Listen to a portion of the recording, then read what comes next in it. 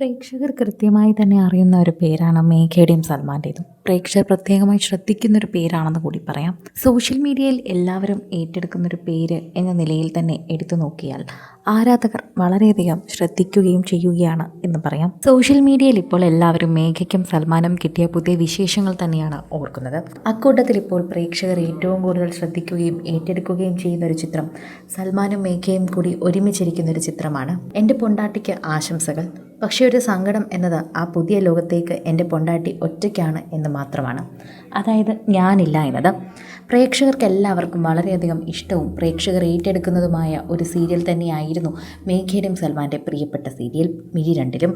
ആ മിഴിരണ്ടിലും സൽമാനും മേഘയും ഒന്നിച്ചതിലൂടെ തന്നെയായിരുന്നു പ്രേക്ഷകർ എപ്പോഴും കൂടുതൽ ഏറ്റെടുക്കാറുണ്ടായിരുന്നത്.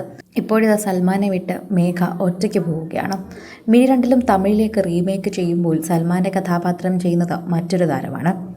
ശരിക്കും ആദ്യം ഞാൻ നിനക്കൊരു കൺഗ്രാജുലേഷൻ പറയട്ടെ. മറ്റൊരു ഇൻഡസ്ട്രിയിലേക്ക് നീ കാലെടുത്ത് വയ്ക്കുന്നതിൻ്റെ കൺഗ്രാജുലേഷനാണ് ആദ്യം എനിക്ക് പറയാനുള്ളത്. ഒരു മികച്ച ഇൻഡസ്ട്രിയിലേക്കാണ് നീ കാലെടുത്ത് വയ്ക്കുന്നത്. അതുകൊണ്ട് തന്നെ ഏറ്റവും കൂടുതൽ ആളുകൾ നിന്നെ ഇതിലേക്ക് ഏറ്റെടുക്കാൻ പോവുകയായിരിക്കും. അതുകൊണ്ട് തന്നെ ഇനി മുന്നോട്ട് പോകാൻ പോകുന്ന ഒരുപാട് നല്ല കഥാപാത്രങ്ങളും കിട്ടും.